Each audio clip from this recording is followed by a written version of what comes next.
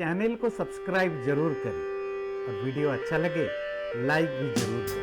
हम जो डिस्कस कर रहे थे, हमारे धर्मों के क्या-क्या ग्रंथ हैं, क्या स्क्रिप्चर्स हैं। पहली चीज है कि हर वो व्यक्ति उसको ये पता होना चाहिए कि उसके धर्म का क्या-क्या धर्म ग्रंथ हैं। बहुत सारे लोगों को इसकी जानकारी नहीं होती है, इसीलिए हमने एक सीरीज चलाई।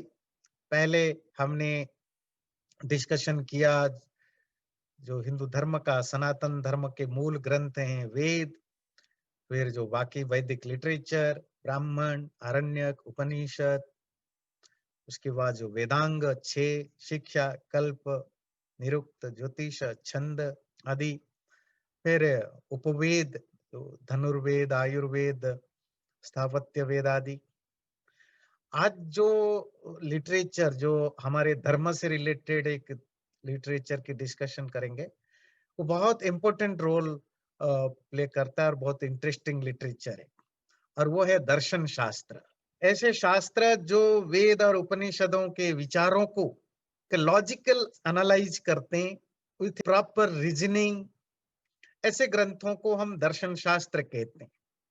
तो मूलतः बेसिकली 6 अलग अलग दर्शन शास्त्र हैं जो ज्ञान के अलग अलग जो विधाएं हैं, जो अलग अलग डायमेंशन है, उससे वो डील करते हैं। सब दर्शन शास्त्र कुछ चीजों पर कॉमनली बात करते हैं, पर सबका अपना अपना फोकस सब्जेक्ट है जिस पर वो डिस्कशन करते रहते हैं।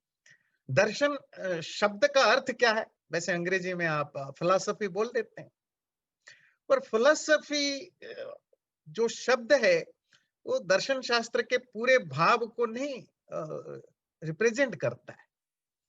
दर्शन का सिंपल मीनिंग है विजन। होता है ना, जो लीडर्स होते हैं, आप अपने एक फैमिली के लीडर हैं या देश के लीडर हैं या आप अपने ऑर्गेनाइजेशन के लीडर हैं, तो आपके पास एक विजन होता है। यहाँ दर्शन का अर्थ ज्ञान है, और ज्ञान 2 तरह से होता है। या तो आप अपने इंद्रियों को यूज करके अपने बुद्धि के द्वारा उसको एनालाइज करके जो ज्ञान पाते हैं, वो एक लेवल का ज्ञान है, वो इंटेलेक्ट बेस्ड नॉलेज होता है।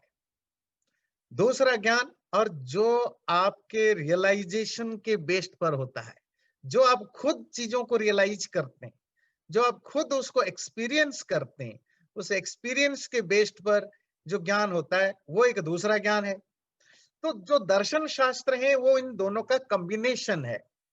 उन ऋषियों का जिन्होंने दुनिया को, दुनिया के चीजों को खुद एक्सपीरियंस किया, रियलाइज किया, उस रियलाइजेशन के बेस पर जो बताया, और दूसरे जिन्होंने इसको एनालाइज किया इंटेलेक्ट के बेस पर अपनी बुद्धि के द्वारा, इन दोनों का जो कॉम्बिनेशन है, the knowledge based on intellect and the knowledge based on realization, इन दोनों का कॉम्बिनेशन आपको दर्शन शास्त्रों में मिलेगा। इसीलिए बहुत इंपॉर्टेंट है। दर्शन शास्त्र के टॉपिक्स क्या हैं? हर दर्शन शास्त्र का एक फोकस पॉइंट होता है, पर कॉमनली जो 6 के 6 दर्शन शास्त्र आज हम चर्चा करेंगे, उन दर्शन शास्त्रों के द्वारा जिन चीजों का ज्ञान हमें पता लगता है, वो ये है कि दुनिया की क्या रियलिटी है, मैं कौन हूं, ये यूनिवर्स क्या चीज है, संसार, इस संसार और मेरे बिहाइंड में, पीछे कौन सा ऐसा तत्व है जो इसको चलाता है, परमात्मा है या नहीं। ऐसा नहीं कि कोई वैसे ही पहले से अज्यूम करके चले परमात्मा है, नहीं। क्या लॉजिक्स हैं जिसके द्वारा हम प्रूव करें कि कोई चीज है या नहीं है। हमारे बीच में क्या रिलेशनशिप है, मेरे संसार के बीच में, संसार का परमात्मा के बीच में, परमात्मा के मेरे बीच में। दर्शन शास्त्र का एक बड़ी इंटरेस्टिंग चीज आप मान के चलिएगा, दर्शन शास्त्र किसी भी चीज पर बिलीव नहीं करता। It's not A literature based on any type of belief system और फेथ सिस्टम। जो भी उनके पास प्री अजम्पशन है, पहले से कोई भी ज्ञान उनके पास है, उसको भी वो कसौटी पर डालते हैं। अभी हम उनका डिस्कशन करेंगे कि वो सच है या झूठ है। नंबर 2, जो मनुष्य का सबसे बड़ा प्रॉब्लम है, वो है कि ये लाइफ, हम रोज मरते हैं, हमारे आसपास लोग पैदा होते हैं और हम बहुत सारे दुखों से गुजरते हैं, सुख की इच्छा करते हैं। तो इन सब का भी जो एनालिटिकल अध्ययन है, स्टडी है, वो आपको दर्शन शास्त्रों में मिलेगा। ये लाइफ क्या है, मरना क्या होता है, मरने के बाद कुछ होता है या नहीं होता है, ये सुख दुख क्या होता है, लोग क्यों सफर करते हैं, क्यों नहीं करते हैं, इन सब का भी विश्लेषण आपको दर्शन शास्त्रों में मिलेगा। अगला है कि जीवन का लक्ष्य क्या है। हम पैदा तो हो गए, खाते हैं पीते हैं, जिस उसके लिए जो जरूरत है पैसा कमाना या जो भी, वो भी करते हैं। तो एक्चुअली एक लाइफ का गोल कुछ होता है या नहीं होता है। और जो दुख सुख के चक्र में हम पड़े रहते हैं, कभी सुख भोगते हैं कभी दुख भोगते हैं, इसे छुटकारा पाने का उपाय क्या है, ये भी सब दर्शन शास्त्र डिस्कस करते हैं। ये तो हो गया उनका मेन टॉपिक। और जो इन सब टॉपिक्स को डिस्कशन करने के लिए, ठीक ठीक जानने के लिए जो इंस्ट्रूमेंट की जरूरत है, उन इंस्ट्रूमेंट की डिस्कशन के थ्रू दर्शन शास्त्र का एक सेकेंडरी थीम है, वो है कि एपिस्टेमोलॉजी। एपिस्टेमोलॉजी ज्ञान मीमांसा। क्या रिलायबल टूल्स या मीन्स हैं जिसके द्वारा हम ये परख सकें कि जो ज्ञान मेरे पास है वो राइट है या रंग है, या जो ज्ञान हमें किसी से मिला, कोई बुक पढ़ के, मीडिया देख के, कहीं से भी मिला, वो ज्ञान सही है या गलत है, उसको परखने की जो जो टेक्निक है, उसको कहते हैं, अंग्रेजी में कहते हैं एपिस्टेमोलॉजी, ज्ञान की मीमांसा। उसकी जो मेथड है, वैलिडिटी है, रियलिटी है, वो जानेंगे। फिर एथिक्स, डेफिनेटली जब आप सुख दुख से ऊपर उठना चाहते हैं, तो आपका एथिक्स क्या होना चाहिए, आचार व्यवहार कैसा होना चाहिए। मेटाफिजिक्स, ये भी सेकेंडरी थीम में आता है दर्शन शास्त्रों का। ये जो संसार है, संसार के जो एवरी एलिमेंट है, उसको बारीकी से उसकी मीमांसा करना, उसका डिस्कशन करना, तत्व मीमांसा। और इसी तरह लॉजिक्स, रीजनिंग्स, किस तरह के लॉजिक सही होते हैं, क्या गलत होते हैं, इनको भी जानेंगे।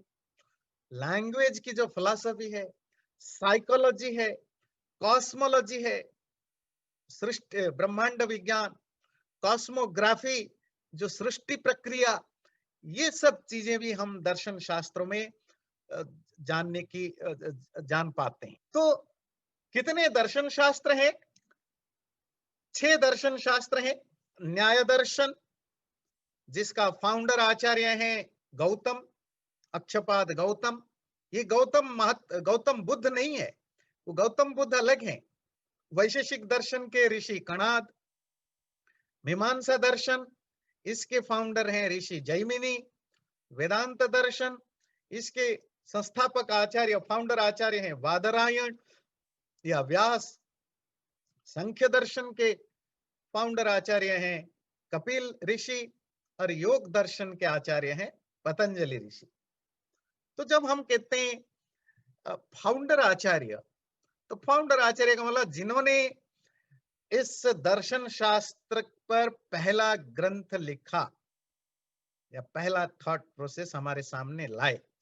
और जनरली ये जो ग्रंथकार होते हैं, जो राइटर्स हैं, जिन्होंने ये दर्शन शास्त्र सबसे पहले लिखा, वो सब सूत्रकार हैं। आप कहेंगे सूत्रकार क्या है? सूत्रकार मतलब जिसने एक सिस्टमेटिक वे में, मतलब बहुत कंडेंस्ड वे में एक बहुत बड़ी बातें कहे जाना। तो ऋषियों ने कोशिश की अपने थॉट्स को, विचार को बहुत कंडेंस्ड वे में रखने की। वो जो कंडेंस्ड वे में जो सेंटेंस बनाया जाता है, उसको कहते हैं सूत्र। मतलब जहां एक दो वर्ड्स की एक वाक्य है, सेंटेंस है, जिसको समझने के लिए आपको 4 पेज की, 5 पेज की इंटरप्रिटेशन करना पड़ता है, नहीं तो आपको समझ में नहीं आएगा। तो सारे फाउंडर आचार्य सूत्र स्टाइल में लिखा है।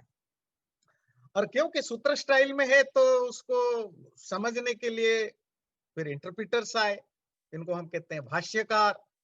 अब भाष्यकार जब आते हैं, वो सिंपल इंटरप्रिटेशन तो नहीं करते हैं, वो फिर अपना इनपुट डालते हैं, जिसके कारण आगे जाकर के फिर उसमें काफी सारे डिफरेंसेस हो जाता है। फिर धीरे धीरे एक अलग स्कूल्स पैदा पैदा हो जाते हैं, सेक्ट पैदा हो जाते हैं। फिर समय के अनुसार वो इंटरप्रिटेशन जब समझना मुश्किल होता है, फिर इंटरप्रिटेशन का इंटरप्रिटेशन होता है। इसी तरह भाष्य, टीका, टिप्पणी, ग्लॉसेस, नोट्स, कमेंट्री के ऊपर कमेंट्री ऐसे लिखे जाते हैं। तो पहला दर्शन शास्त्र जिसकी चर्चा आज करेंगे वह है न्याय दर्शन। हर दर्शन शास्त्र में सैकड़ों ग्रंथ होते हैं, पर जो मूल ग्रंथ है जिसके बेस पर पूरा का पूरा दर्शन सिस्टम एस्टैब्लिश करता है वो बेसिकली सूत्र ग्रंथ है। तो न्याय दर्शन का मूल ग्रंथ है न्याय सूत्र, और उस न्याय सूत्र के जो रचयिता हैं, जो फाउंडर हैं, उनका नाम गौतम। उनको अक्षपाद भी कहा जाता है, कोई लोग उसको अक्षपाद गौतम कहते हैं। ध्यान रखिएगा, ये गौतम गौतम बुद्ध से बिल्कुल अलग है, जो बौद्ध धर्म के संस्थापक हैं। गौतम के बाद जो न्याय दर्शन में सबसे बड़े विद्वान आए, जिन्होंने इस पर सबसे पहला कमेंट्री लिखी, वो है वात्स्यायन। उसके बाद बहुत सारे कमेंटेटर आए, बहुत सारे, फिर तो वो अलग अलग डिफरेंट व्यू पॉइंट के साथ फिर तो आगे बढ़ता गया। ये न्याय दर्शन क्या चीज है? मतलब न्याय समझते ही, सुनते ही आपके मन में हिंदी में न्याय आ जाता है, मतलब न्यायालय, कोर्ट होगा, जस्टिस है, कोई कानून की बात होगी। नहीं, इसका कानून, जस्टिस, लॉ, इससे कोई लेन देन नहीं है। न्याय का सिंपल मीनिंग होता है लॉजिक, रूल्स, सिस्टम। ये दर्शन शास्त्र वो दर्शन शास्त्र है जिसका फोकस है लॉजिक। वैसे हर दर्शन शास्त्र दो चीजें बताते हैं, इसको हम कहते हैं प्रमाण और प्रमेय। प्रमाण का अर्थ होता है मीन्स ऑफ नॉलेज, कैसे हम ज्ञान को पाएंगे, और प्रमेय मतलब उस ज्ञान का ऑब्जेक्ट क्या है। जैसे ज्ञान के ऑब्जेक्ट में आएगा संसार क्या है, परमात्मा क्या है, आत्मा क्या है, सुख क्या है, दुख क्या है, ये सब चीजें, कुछ भी जो भी चीजें आप जानना चाहते हैं वो सब प्रमेय में आ जाता है। प्रमाण उसको जानने की तरीका क्या है।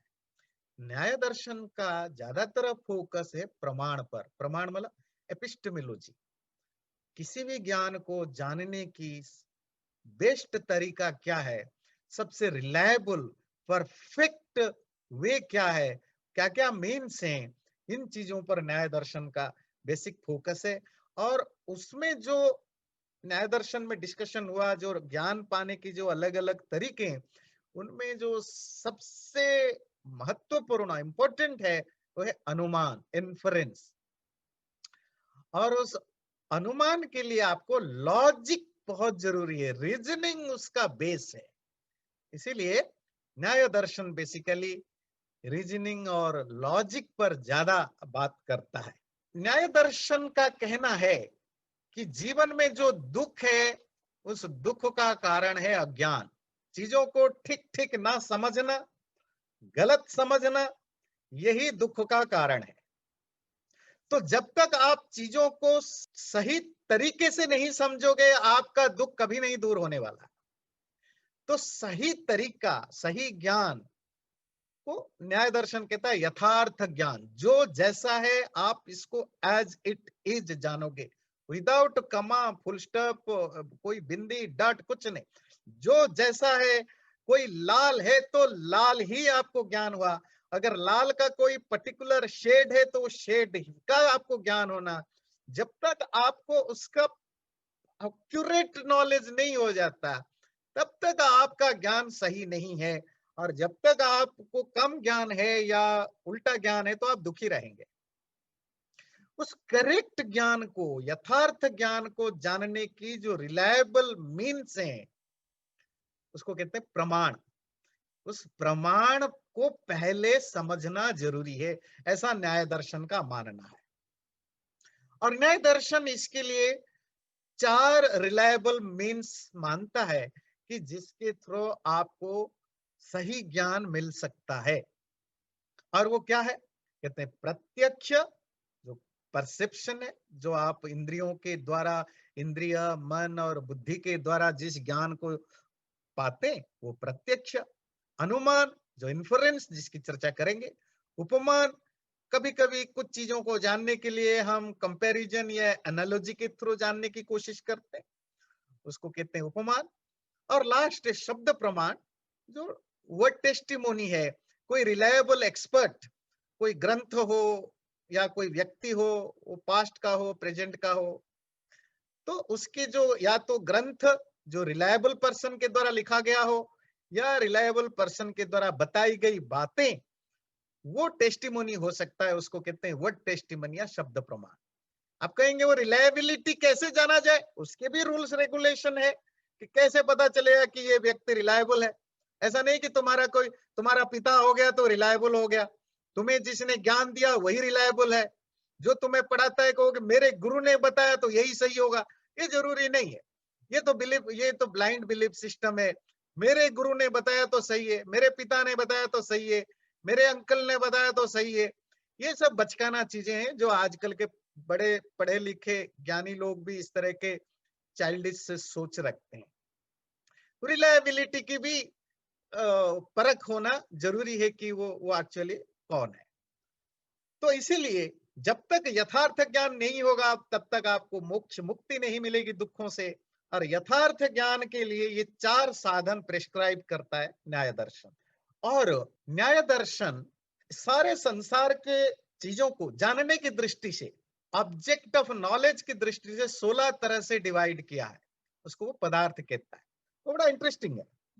पहली चीज है प्रमाण, अभी हमने डिस्कशन किया, जो वैलिड मीन्स ऑफ नॉलेज, ज्ञान को जानने के लिए जो रिलायबल मीन्स हैं उसको प्रमाण कहते हैं। प्रत्यक्ष, अनुमान, शब्द एक्सेट्रा, हम डिटेल में नहीं जाएंगे और कभी डिस्कशन करेंगे। प्रमेय सेकेंड कैटेगरी, वो ऑब्जेक्ट ऑफ नॉलेज, ये सारा संसार में हर वो चीज जो विजिबल है अनविजिबल है सब प्रमेय है, everything is object of knowledge ना। थर्ड कैटेगरी है संशय, डाउट्स, ये चीज है नहीं है, जैसा मैं जानता हूं वो सही है गलत है। प्रयोजन, हमारा जो गोल है। दृष्टांत, किसी भी ज्ञान को पाने के लिए जो आप एग्जाम्पल यूज करते हैं दैट इज दृष्टांत। सिद्धांत, किसी भी चीज को जानने के बाद जो आप कंक्लूजन निकालते हैं दैट इज सिद्धांत। अन्वय, अन्वय कहते हैं जब आप इन्फरेंस करते हैं, जो चीजों को आप सामने नहीं जानते हैं, आपको किसी व्यक्ति को देख करके 100% श्योर है कि उसके माँ बाप हैं, वह जिंदा है मरे हैं वो अलग बात है, मतलब माँ बाप से पैदा हुआ है ये श्योर है, कैसे पता चला कि इसका माँ बाप होंगे। तो जो चीजें नहीं है हमारे उसके सामने बारे में जो ज्ञान करना होता है उसके लिए हम अनुमान प्रमाण का सहारा लेते हैं, इन्फरेंस का। और उस इन्फरेंस में जो बहुत बड़ा रोल अदा करता है वो है अन्वय। It is a kind of logical argument. जब भी आप कोई चीज को आर्गुमेंट के लिए लाते हैं तो उसमें 5 चीजें जरूरी हैं, उन 5 अंगों के द्वारा चीजों को प्रूव किया जाए उसको कहते हैं अन्वय। पहला चीज, जब भी आप कोई बात करते हैं सबसे पहले प्रतिज्ञा, प्रतिज्ञा मतलब प्रोपोजिशन। आप एक लॉजिकल स्टेटमेंट देते, आपने दूर से देखा एक पहाड़ में धुआं निकल रहा था तो आपने कहा इस पहाड़ में, आग है। दैट्स योर प्रोपोजिशन, प्रतिज्ञा। फिर आप इसको एस्टैब्लिश कैसे करेंगे, तो आप इसके लिए रीजन देते हैं, उसको कहते हैं हेतु। रीजन क्या है, रीजन है कि देखो वहां धुआं दिख रहा है, तो धुआं होने से क्या आग होता है, तो फिर आप उसके लिए उदाहरण यूज करते हैं। ये उदाहरण क्या होता है, कोई एक यूनिवर्सल एग्जाम्पल जो दुनिया में बाकी जगह होता है, कॉज और इफेक्ट के बीच में एक एस्टैब्लिश्ड रिलेशनशिप है, उस रिलेशनशिप को आप एग्जाम्पल के रूप में रखते हैं। जैसे आपने कहा कि जहां जहां धुआं होता है वहां वहां आग होता है, जैसे रसोई घर में जहां भी आग लगता है वहां धुआं, जहां जहां धुआं होता है वहां आग होता है। ये एक यूनिवर्सल एग्जाम्पल है। फिर third component of that argument उपनय, वो जो यूनिवर्सल एग्जाम्पल को आपने ये जो खुद आपने एक स्टेटमेंट दिया उसके साथ आप इसको अप्लाई करते। जहां जहां धुआं होता है वहां वहां आग होता है, इसी तरह क्योंकि इस पहाड़ में धुआं है इसलिए यहां आग है, इसको कहते हैं उपनय। यूनिवर्सल एग्जाम्पल को प्रेजेंट केस में अप्लाई करना। देन द लास्ट इज निगमन, कंक्लूजन निकालना। क्योंकि जहां जहां धुआं वहां वहां आग होता है, इसीलिए क्योंकि इस पहाड़ में धुआं दिख रहा है, मुझे पहाड़ में आग नहीं दिख रहा है, मुझे सिर्फ धुआं दिख रहा है, बट क्योंकि धुआं दिख रहा है तो जरूर यहाँ आग होगा। तो दैट इज कॉल्ड अन्वय। अगला जो कंपोनेंट है और वो है तर्क। किसी भी चीज को एस्टैब्लिश करने के लिए जब आप हाइपोथेटिकल रीजनिंग देते हैं, दैट इज कॉल्ड तर्क। देन कॉल्ड निर्णय। जो सेटलमेंट है, जो रेजुलेशन है, आप किसी कंक्लूजन पर आते हैं, दैट इज कॉल्ड निर्णय। अब हम जानेंगे जो हम डिबेट्स करते हैं, एक दूसरे से बहस करते हैं, वो हेल्दी डिबेट क्या है, अनहेल्दी डिबेट क्या है, उसका भी न्याय दर्शन बहुत डिटेल में डिस्कशन करता है। और आजकल तो आप पॉलिटिकल डिबेट्स टीवी में देखते हैं, और जब भी आप किसी पार्टी वगैरह में जाते हैं तो आपको पता है जिस तरह की आप बातें करते हैं, तो आप समझिए कि आप किस टाइप के व्यक्ति हैं जो बात रखते हैं, या दूसरे वाला कैसा रखता है। उसके बाद आता है वाद। वाद कहते हैं, वाद एक ऐसा डिबेट है जिसमें दोनों, जो एक्सपोनेंट है वादी और जो अपोनेंट है प्रतिवादी, दोनों अपने अपने प्रमाण, प्रमाण मतलब जो भी एविडेंस है या मीन्स ऑफ नॉलेज, और तर्क जो रीजनिंग है, ये दोनों के बेस पर अपनी बात को एस्टैब्लिश करते हैं। जो भी बात उन्होंने कहा कि यह आदमी चोर है, यह आदमी अच्छा है। अब ये चोर क्यों है? आप कहोगे जी मैंने किसी से सुना, ये दौड़ते हुए देखा, बोला ये सब चाइल्डिश लॉजिक है। ये चोर है, आपके पास इसको प्रूफ करने के लिए क्या क्या रीजनिंग है वो आप रखते हैं प्रमाण और तर्क के साथ। और जो अपोनेंट आपका है, अगर वो मानता है कि ये चोर नहीं है, तो उसकी बात को भी आप उसी लॉजिक के साथ, रीजनिंग के साथ खंडन करते हैं, तो उसको कहते हैं वाद। It's the best way of debate. एक एक आइडियल डिस्कशन है जहां प्रूफ्स रीजनिंग के साथ एक दूसरे की बात को काटते हैं, अपनी बात को रखते हैं, अपोनेंट की बात को काटते हैं। दैट इज कॉल्ड वाद। जल्प क्या चीज है? जल्प भी एक तरह का डिबेट है, रैंगलिंग है। अब इसमें क्या होता है, जहां दोनों पार्टी, वो एक्सपोनेंट वादी हो या प्रतिवादी अपोनेंट हो, जहां दोनों के दोनों कोई रूल रेगुलेशन नहीं फॉलो करना, कोई प्रूफ नहीं देना, कोई रीजनिंग नहीं देना, बस अपनी बातें को बोलते जाना और खूब जोर जोर से चिल्लाना, झगड़ना, बिना दूसरे की बात सुने, बिना कुछ प्रूफ रखे, बिना कुछ रीजनिंग रखे। उसके बाद होता है वितंडा।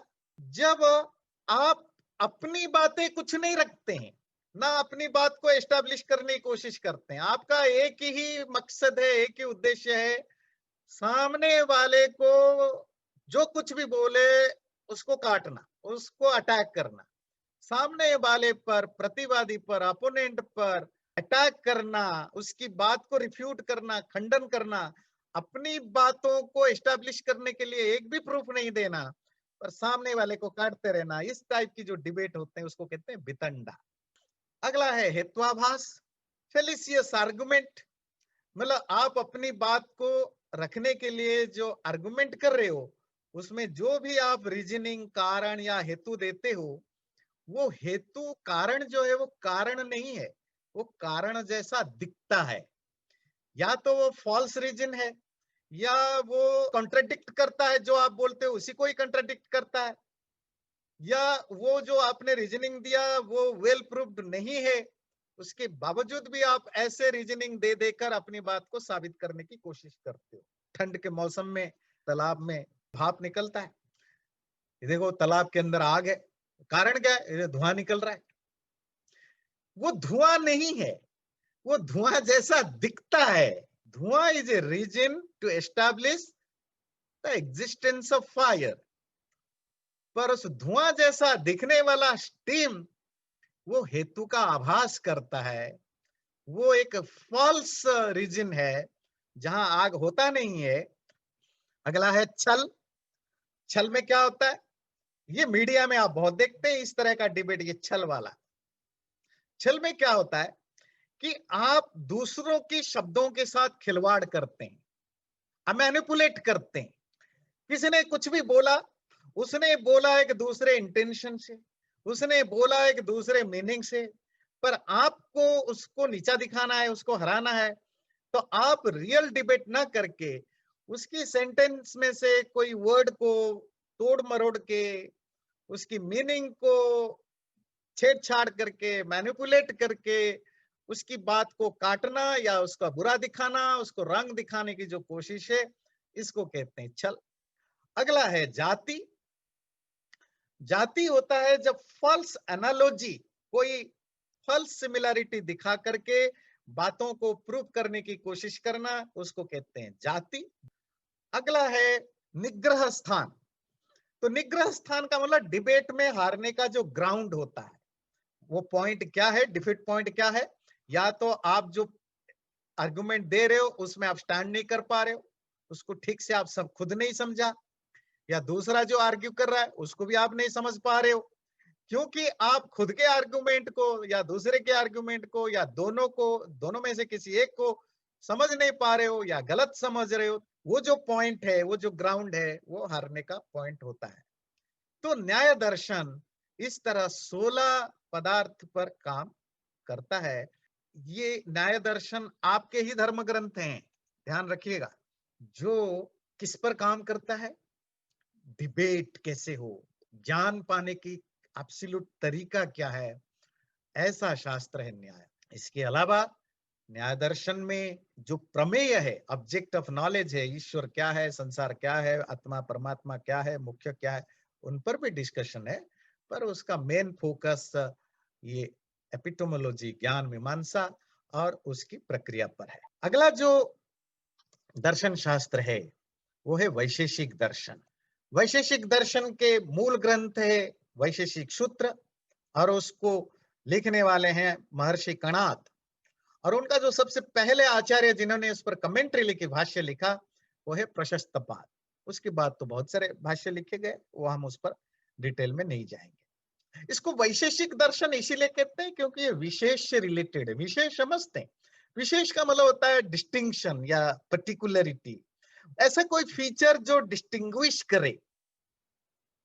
आप एक मनुष्य है, मैं भी एक मनुष्य हूं, वो भी एक मनुष्य है, तो ये तो सामान्य हो गया ना, ये तो कम्युनलिटी है, एक कॉमननेस है।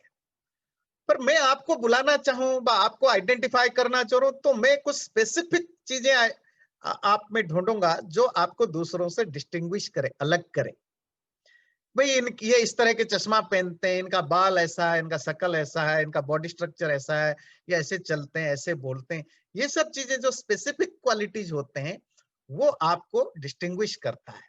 वैशेषिक दर्शन का मूल विषय यही है, संसार में जितने भी पदार्थ हैं उनकी डिस्टिंग्विशिंग फीचर को आइडेंटिफाई करना, और उसके बेस पर हम जान पाएंगे कि संसार में चीजें क्या हैं, आत्मा क्या है, परमात्मा क्या है। दोनों में सिमिलैरिटीज ही बहुत है। जब तक आप उसमें वो जो पर्टिकुलरिटी नहीं लाएंगे, तो आपको समझ में नहीं आएगा आत्मा परमात्मा अलग है या नहीं है, मैं और आप में क्या अलग है। जब तक आप इसको एस्टेब्लिश नहीं करेंगे तो आपको समझ में नहीं आएगा कि मैं कौन हूं और आप कौन है, वो कौन है। तो क्योंकि वैशेषिक दर्शन का यही फोकस पॉइंट है, इसलिए इसको वैशेषिक दर्शन कहते हैं। वैशेषिक दर्शन प्राइमरीली फिजिक्स, जो पदार्थ विज्ञान है, और मेटाफिजिक्स, इन चीजों पर काम करता है। और उसने जे भी संसार में चीजें हैं, जो भी ऑब्जेक्ट ऑफ एक्सपीरियंस हैं, प्रमेय, उसको उन्होंने 6 कैटेगरी में बांटा।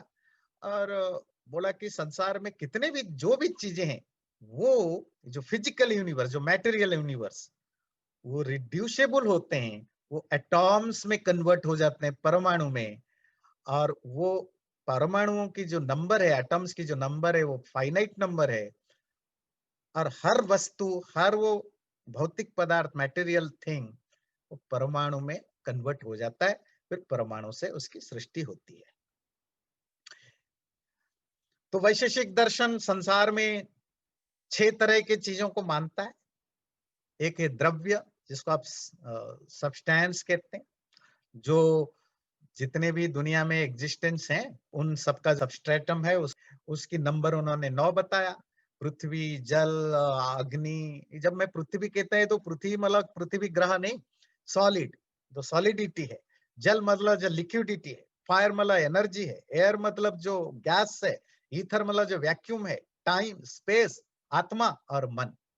तो ये 9 चीजों को द्रव्य मानते हैं। फिर गुण, जो उनमें जो प्रॉपर्टीज होते हैं, जो क्वालिटीज होते हैं, वो भी डिस्कशन का टॉपिक है। बेसिकली वैशेषिक दर्शन ने 24 गुण माने हैं। कर्म, जो एक्टिविटीज होते हैं, दुनिया में कोई भी चीज है, वो सेंटिएंट हो या इनसेंटिएंट हो, उनके अंदर जो फंक्शन होता है, जो एक्शन चलता रहता है, उसको भी समझने के उसका नाम है कर्म। और है सामान्य, दुनिया में कोई भी पदार्थ है उसमें और एक क्वालिटी है, वो है जनरलिटी, कॉमननेस। किसी ना किसी पदार्थ के साथ उसकी कॉमननेस है। उस कॉमननेस को आइडेंटिफाई करना, विशेष उसकी जो स्पेसिफिक क्वालिटी है, जो उसको दूसरों से डिफरेंट करता है। सारे फल है, ये उनकी सामान्य है, जनरलिटी है, कॉमननेस है। पर आम में कुछ क्वालिटी जो है, जो बाकी फलों से इसको अलग करता है, वो उसका विशेषत्व है। अब 10 आम लाएंगे, 10 आम एक दूसरे से अलग हैं। क्यों अलग है वो आपको आइडेंटिफाई करना है। दैट इज विशेष। समवाय, हर वस्तु के अंदर जो इनहेरेंस होता है, एक एक ऐसा नेचर होता है जो इनहेरेंट, इनबिल्ट है, जो उससे सेपरेट करना मुश्किल है। जैसे लाल कलर में जो लालपन है, उसको अलग नहीं कर सकते ना। इंसान में जो इंसानियत है, फल में जो फल का पन है, वो उसकी इनहेरेंट नेचर है, वो भी समझना है। और बाद में वैशेषिक दर्शन में, वैसे तो वो 6 पदार्थ मानते हैं, आगे जा करके उसमें एक और चीज को उन्होंने एक्सेप्ट किया, अभाव। अभाव का मतलब होता है एब्सेंस, कि दुनिया में चीजों को जानने के लिए उनके एब्सेंस भी एक पदार्थ है, तो एब्सेंस। वैशेषिक दर्शन का मानना है कि दुनिया में हर वो मटेरियल चीज का जो स्मॉलेस्ट पार्टिकल है, वो इंडिविजिबल है। और वो जो इंडिविजिबल, अविभाज्य, जिसको तोड़ा नहीं जा सकता, उसको परमाणु कहते हैं, एटॉम कहते हैं। और उन परमाणुओं का जो कॉम्बिनेशन है, एटम्स का जो कॉम्बिनेशन है, उसी से ये सारा संसार बना हुआ है। और ये जो परमाणु बाय नेचर मोशनलेस है, उनमें मोशन नहीं है। परमात्मा की इच्छा से या परमात्मा की शक्ति से उनमें मोशन आता है। ये जो एटॉमिक थ्योरी है, तो वैशेषिक दर्शन का मानना है संसार में जो भी चीजें हैं, उन चीजों को जब आप तोड़ेंगे, शटल पार्टिकल के रूप में कन्वर्ट करेंगे, तो जो पार्टिकल देखने लायक पर छोटा पार्टिकल, उसको कहा त्रसरेणु। त्रसरेणु वो पार्टिकल है, वो धूल की कण है, जो सूरज की रोशनी जब आपके खिड़की से अंदर आता है, वो खिड़की के अंदर आने वाले रोशनी से आपको कभी कभी वो अपने घर की धूल छोटी छोटी दिखते हैं, उसको कहते हैं त्रसरेणु। और वो त्रसरेणु जो परसीवेबल है, जिसको आप देख सकते हैं, हर वो त्रसरेणु 3 अणुओं के मिलने से बना है, उसको कहते हैं त्रयणु का। वो त्रयणुकों को भी जब हम तोड़ेंगे, तो हर वो त्रयणुक पार्टिकल द्विअणुक है, उसमें 2 पार्ट्स होते हैं।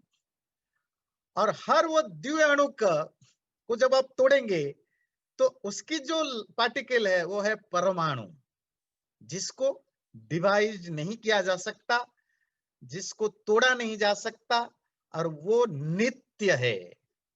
तो इसी कारण ये जो संसार मैटेरियल वर्ल्ड है, वो परमाणु रूप में नित्य है, विजिबल रूप में तो अनित्य है, वो ट्रांसफॉर्मेशन चलता रहता है।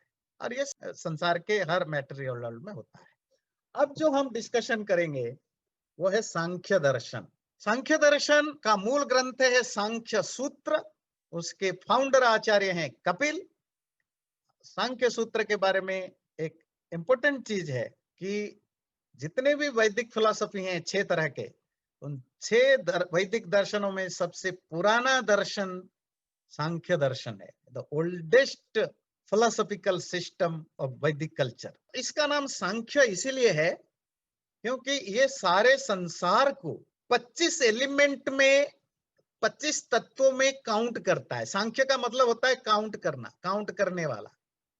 और सांख्य का मानना है जब तक आप इस संसार के तत्वों को ठीक ठीक नहीं समझोगे तब तक आप दुखों से आपको निवृत्ति नहीं मिलने वाली है। और इनका जो एक कॉम्प्लेक्स इंटर रिलेशन है, उसी इंटर रिलेशन के बेस पर अव्यक्त से व्यक्त, अदृश्य से दृश्य संसार बना होता है। अनमैनिफेस्ट से मैनिफेस्ट आता है। और ये 25 तत्वों का जो बेसिक चीज है वो दो हैं। पुरुष जो चेतना स्वरूप है, प्रकृति जो जड़ है, जड़ समझते हैं, मैटेरियल है। इनकी दोनों के रिलेशनशिप कैसा है? ये दोनों मेल फीमेल के रिलेशनशिप की तरह साथ में होते हैं। ये जो सारा संसार यूनिवर्स है, ये यूनिवर्स का फाउंडेशन इन्हीं दोनों के ऊपर टिका हुआ है। और सांख्य दर्शन का जो एक बहुत इंपॉर्टेंट फिलॉसफी है वो है परिणामवाद। परिणामवाद, ये सारा संसार ट्रांसफॉर्मेशनल मैनिफेस्टेशन पर टिका है। संसार भी नित्य है, आत्मा भी नित्य है, परमात्मा भी नित्य है। ये संसार परमाणु से बनता है और उसमें ट्रांसफॉर्मेशन होता रहता है, नए नए रूप बदलते रहते हैं। एक पेड़ है, पेड़ को आप काटेंगे, लकड़ी बन जाएगी, परिणाम हुआ, ट्रांसफॉर्म हुआ। उस लकड़ी को आप कारपेंटर को बुला के कुछ बनाएंगे, चेयर, टेबल, बेड बन जाएगा। बेड को आप काटेंगे, पिटेंगे, उसको आप जलाएंगे, राख बन गया। तो वो पेड़ अब राख के रूप में ट्रांसफर हुआ। फिर उसको आप और तोड़ेंगे तो वो उसका जो लास्ट पार्टिकल है परमाणु, उस परमाणु रूप में बना रहेगा। फिर इस तरह के ट्रांसफॉर्मेशन उसका होता रहता है। उसकी जो परमाणु रूप है, सांख्य उसको परमाणु नहीं कहता है, जिसको वैशेषिक दर्शन परमाणु कहता है, वो उसको कहता है सत्व रज तम गुणात्मक प्रकृति। गुण आप कह सकते हैं जो इन्नेट नेचर है, जो इन्नेट टेंडेंसी है। इन तीनों का जो एक कॉम्बिनेशन है उसको प्रकृति बोलते हैं, प्राइमोडियल स्टेज ऑफ यूनिवर्स। और उससे संसार बनता है, उसको कहते हैं विकृति। ये एक चार्ट है, वो तो हम जब सांख्य दर्शन पढ़ते हैं या पढ़ाएंगे तब डिटेल में समझेंगे। परमात्मा पुरुष है और जो प्रकृति है वो अज्ञ है, जड़ है। इन दोनों से मिलने के बाद पैदा होता है महतत्व, अहंकार। अब मैं डिटेल में नहीं जाऊंगा, आप बोर होंगे। तो इस तरह के ये सांख्य दर्शन का ये टॉपिक है। अगला आते हैं योग दर्शन। आप में से तो बहुत लोगों को योग दर्शन के बारे में पता है।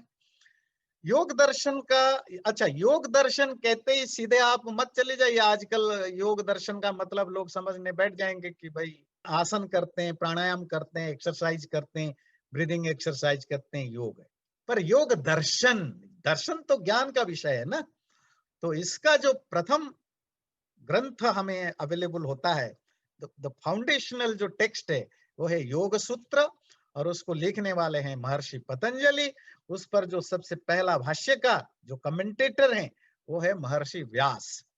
योग दर्शन का जो थ्योरी पार्ट है वो सांख्य दर्शन में जो है वही योग दर्शन का। सांख्य और योग ट्विन्स हैं, एक दूसरे को कंप्लीमेंट करते हैं, सप्लीमेंट करते हैं। योग दर्शन एक तरह का फिलॉसफी ऑफ प्रैक्टिस। जब तक आपने जो जाना, संसार क्या है, परमात्मा क्या है, आत्मा क्या है, इसको थ्योरी के रूप में आप अलग अलग दर्शनों में जानते हैं। जानने के बाद आप इसको रियलाइज करेंगे। रियलाइज कैसे करेंगे? रियलाइज कैसे करेंगे उसकी जो मेथोडोलॉजी है वो योग दर्शन बताता है। और उसको जानने के लिए जो सबसे जरूरी है कि आपको फोकस्ड होना पड़ेगा। फोकस्ड होने के लिए आपकी जो मन है और मन की जो वृत्तियां है, जिस तरह की एक्टिविटीज हैं, वो भाग दौड़ करता रहता है माइंड, उसको पकड़ना जरूरी है। इसीलिए योग दर्शन में ज्यादातर जो पोर्शन है वो इस पर डिस्कशन है कि ये माइंड क्या चीज है, ये कैसे फंक्शन करता है, इसकी क्या एक्टिविटीज हैं, एक पर्टिकुलर वे में फंक्शन करने से आप किस तरह आपको इसका इम्पैक्ट पड़ता है आपके लाइफ में। फिर उसको कैसे काउंटर करने की जरूरत है। तो ये सब जो डिटेल में डिस्कशन है, आप कह सकते हैं दुनिया में जो सबसे पुराना साइकोलॉजी का जो टेक्स्ट बुक है, वो जो जो एक ऑर्गेनाइज्ड टेक्स्ट बुक है, वो योग दर्शन है। वैसे तो मनो माइंड पर वेदों में, उपनिषदों में बहुत सारी जगह हमें उसकी चर्चा मिलती है, पर एक ऑर्गेनाइज्ड वे में जो उसकी साइंटिफिक डिस्कशन मिलता है, वो योग दर्शन में मिलता है। उस मन को कैसे हमें ठीक समझना है, उसको काउंटर करना है, उसको रोकना है, वो योग दर्शन का विषय है। और उसके अलावा वो योग दर्शन प्रिस्क्राइब करता है जो फेमस अष्टांग योग, 8 तरह के जो योग है, वो यम, नियम, आसन, प्राणायाम, प्रत्याहार, धारणा, ध्यान और समाधि। इसमें कुछ चीजें एथिक्स से रिलेटेड हैं, कुछ चीजें फिजिकल, मेंटल और नर्व सिस्टम को हेल्दी रखने से रिलेटेड हैं, कुछ चीजें मन को फोकस करने के रिलेटेड हैं। ये 5 बाहरी अंग है योग के, और 3 इंटरनल है, जो धारणा, ध्यान, समाधि, वो माइंड के ऊपर काम करने का काम है। तो इस तरह जब आप समाधि लेवल पर पहुंचते हैं, संप्रज्ञात असंप्रज्ञात समाधि, तो वो जो लास्ट स्टेज होता है जहां आप सेल्फ को रियलाइज करते हैं। और जब आप सेल्फ को रियलाइज करते हैं, आप एब्सोल्यूट आइसोलेटेड हो जाते हैं। आपको दुनिया से एक्सटर्नली, इंटरनली कहीं से कोई कनेक्शन नहीं रहता है। You are there absolutely with yourself. That is called the stage of isolation. योग दर्शन कहता है कैवल्य। यही स्टेज है आत्मज्ञान का, वो योग दर्शन का विषय है। अगला दर्शन है मीमांसा दर्शन। ये भी बड़ा इंटरेस्टिंग दर्शन है। इसका पहला ग्रंथ है मीमांसा सूत्र, जो फाउंडेशनल टेक्स्ट है। और इसके जो फाउंडर आचार्य हैं ऋषि जैमिनी, और जो अर्ली कमेंटेटर, जो उसके प्रथम भाष्य है, आर्ष भाष्य, वो शबर भाष्य है। शबर मुनि या शबर स्वामी के द्वारा लिखा गया। मीमांसा का सिंपल मीनिंग होता है किसी भी चीज के बारे में बार बार सोचना, मनन करना, चिंतन करना, उसका जो क्रिटिकल इन्वेस्टिगेशन करना, उसको कहते हैं मीमांसा। तो मीमांसा दर्शन का मेनली काम है वेद के वाक्यों को ठीक ठीक समझना। उसको समझने के लिए क्या क्या चीजें करने की जरूरत है, क्या क्या मेथोडोलॉजी करने की जरूरत है, वो उस पर मीमांसा काम करता है। मीमांसा को पूर्व मीमांसा भी बोलते हैं, और वेदांत को उत्तर मीमांसा, जो अभी हम जानने की कोशिश करेंगे। इसको पूर्व मीमांसा इसीलिए बोलते हैं क्योंकि वेद, जो ऋग, यजुर, साम, अथर्व वेदों के बाद जो ग्रंथ आए, ब्राह्मण, आरण्यक, उपनिषद, जो उसको इंटरप्रेट करने के लिए, तो ब्राह्मण ग्रंथों में बेसिकली कर्मकांड, यज्ञ क्या है, कैसा है, उसके इंटरप्रिटेशन है। पूर्व मीमांसा या मीमांसा दर्शन उन ब्राह्मण ग्रंथों को बेस करके बनाया गया है। यज्ञ क्या है, यज्ञ में जो मंत्र पढ़े जाते हैं, उन मंत्रों का अर्थ कैसे निकालना चाहिए, क्योंकि ब्राह्मण ग्रंथ से के बेस पर मीमांसा दर्शन डेवलप हुआ, और इसीलिए उसको पूर्व मीमांसा कहा गया। वेदांत उपनिषद जो लास्ट लिटरेचर, उस पर बेस्ड पर हुआ, इसके लिए उसको उत्तर मीमांसा कहते हैं। तो मीमांसा का टॉपिक क्या है? न्याय दर्शन, जैसे एक न्याय दर्शन आपने पढ़ा, वो एपिस्टेमोलॉजी, ज्ञान मीमांसा पर ज्यादा फोकस करता है। मीमांसा दर्शन का फोकस होता है इंटरप्रिटेशन पर, क्रिटिकल एक्सप्लेनेशन और इंटरप्रिटेशन ऑफ ए टेक्स्ट। उसकी जो मेथोडोलॉजी है, किसी भी चीज को कैसे इंटरप्रेट किया जाए, उसकी मेथोडोलॉजी को बताने का काम मीमांसा दर्शन करता है। जो फिलॉलॉजी है, भाषा को समझने के लिए जो टेक्निक्स हमें समझने की जरूरत है, वो फिलॉलॉजी और लिंग्विस्टिक, भाषा विज्ञान और भाषा शास्त्र, वो मीमांसा दर्शन उसका मूल ग्रंथ है। क्योंकि मीमांसा दर्शन एक सेंटेंस को या वाक्य को ठीक ठीक कैसे समझा जाए, उस पर ज्यादा फोकस करता है। आपने कहा राम कल सुबह घर गया था। अब इसको कितने तरह से लोग इंटरप्रेट करेंगे सिंपल एक वाक्य को, और वो इंटरप्रिटेशन की क्या सही इंटरप्रिटेशन है, उसको जानने के लिए एक मेथोडोलॉजी है। जिससे वेद में मिस इंटरप्रिटेशन कम हो, और जिसका परिणाम है कि मीमांसा दर्शन इतना ज्यादा पावरफुल ग्रंथ है, किसी भी लैंग्वेज को ठीक ठीक समझने के लिए आगे जाकर इंडिया में जो लीगल लिटरेचर डेवलप हुए, उसमें इस मीमांसा दर्शन का बहुत ज्यादा इम्पैक्ट पड़ा। और जो फिलोसफी ऑफ लैंग्वेज या जो इंडियन डिबेट सिस्टम है, उसमें भी मीमांसा दर्शन का काफी कंट्रीब्यूशन है। चलते चलते मैं आपको एक चीज बताऊं, इवन आज भी जो इंडियन लीगल सिस्टम है, जो जज या वकील लोग जो जो काम करते हैं, बहुत सारे लॉ स्कूल्स में, बड़े बड़े लॉ स्कूल्स में मीमांसा दर्शन का एक एक एक कंडेंस्ड चैप्टर पढ़ाया जाता है, ये समझाने के लिए कि जब कॉन्स्टिट्यूशन की इंटरप्रिटेशन होता है, किसी रूल या रेगुलेशन की लॉ का इंटरप्रिटेशन होता है, तो उसको इंटरप्रेट करने के लिए किन किन चीजों को ध्यान देना होता है, उसके लिए मीमांसा दर्शन आज भी बहुत सारे लीगल इंस्टीट्यूशन में पढ़ाया जाता है। ये इसका रोल है।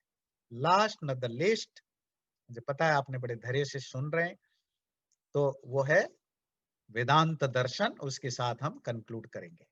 वेदांत दर्शन, जिसका दूसरा नाम उत्तर मीमांसा है, इसका मूल ग्रंथ है ब्रह्मसूत्र। उसके प्रथम आचार्य, फाउंडर आचार्य हैं वादरायण, व्यास भी उनको कहा जाता है। वेदांत दर्शन उपनिषद पर बेस्ड है, जैसे मीमांसा दर्शन ब्राह्मण ग्रंथ बेस्ड है, वेदांत दर्शन उपनिषद पर बेस्ड है। उपनिषद का विषय क्या है, हमने उपनिषद की चर्चा में डिस्कशन की थी। जो स्पिरिचुअल आइडियाज है, आत्मा क्या है, परमात्मा क्या है, संसार क्या है, परमात्मा को जानने की क्या तरीका है, दुखों से छुटकारा पाने की क्या तरीका है, ये उपनिषद का विषय है। इसको जो एक एनालिटिकल वे में, फिलोसॉफिकल वे में जो एलाबोरेट किया जो दर्शन, वो वेदांत दर्शन है। तो वेदांत दर्शन का मूल ग्रंथ है ब्रह्मसूत्र। इसमें 555 करीब सूत्र हैं, चार चार चैप्टर हैं। और ये आत्मा क्या है, ब्रह्म क्या है, संसार क्या है, और इसको प्रूफ करने के लिए क्या एविडेंसेस है, जो लोग इसकी एग्जिस्टेंस को नहीं मानते उनका काउंटर आर्गुमेंट क्या है, इन सब चीजों पर ब्रह्मसूत्र या वेदांत दर्शन डिस्कस करता है। दूसरा पॉइंट जो वेदांत दर्शन का है कि उस जो ज्ञान है, ब्रह्म है, आत्मा है, संसार है, जो स्पिरिट, उस ज्ञान को पाने की क्या तरीका है, द प्रोसेस बाय व्हिच, वो जो अल्टीमेट इमेंसिपेशन, मुक्ति पाने की क्या तरीका है, वो भी वेदांत दर्शन अपने ढंग से रिकमेंड करता है। और जो तीसरा जो वेदांत दर्शन का विषय है, ये जो सेल्फ नॉलेज है, आध्यात्मिक ज्ञान है, इसकी क्या जरूरत है, उसकी नीड क्या है, उसकी फायदा क्या है, जानने से फायदा क्या है, उसका क्या रिजल्ट होता है, अगर जान लिया तो इसका क्या हमें कॉन्सिक्वेंसेस होगा, इन सब चीजों का वेदांत दर्शन डिस्कशन करता है। आगे जाकर वेदांत दर्शन बहुत कंट्रोवर्शियल हुआ, क्योंकि बहुत सारे आचार्य अपने अपने सेक्ट को या अपने अपने पर्टिकुलर सेक्टेरियन व्यू को प्रमोट करने के लिए इसी वेदांत दर्शन का इंटरप्रेट किया, न कि वेदांत दर्शन को समझने के लिए, अपितु अपने सेक्टेरियन व्यू को, अपना एक पर्टिकुलर व्यू पॉइंट को प्रमोट करने के लिए, उसको एक ऑथेंटिसिटी देने के लिए उन्होंने वेदांत दर्शन का इंटरप्रेट किया, जो आगे जाकर के ये वेदांत बहुत तरह के वेदांतों में कन्वर्ट हो गया, अलग अलग स्कूल में। अद्वैत वेदांत, द्वैत वेदांत, शुद्धाद्वैत वेदांत, विशिष्टाद्वैत वेदांत, भेदा वेदाद्वैत वेदांत, अचिंत्य भेदा वेदा वेदांत, बहुत सारे के वेदांतों में वो आगे जाकर के जिसके कारण बहुत कंफ्यूजन भी हुआ। तो ये आज हमने थोड़ा टाइम मैंने ज्यादा लिया, और मुझे पता है ये टॉपिक काफी बोरिंग है, पर ये बहुत इम्पोर्टेंट है। अपने कल्चर को, अपने स्क्रिप्चर्स को जानना। आपने ध्यान से सुना, बहुत बहुत धन्यवाद। चैनल को सब्सक्राइब जरूर करें और वीडियो अच्छा लगे लाइक भी जरूर करें।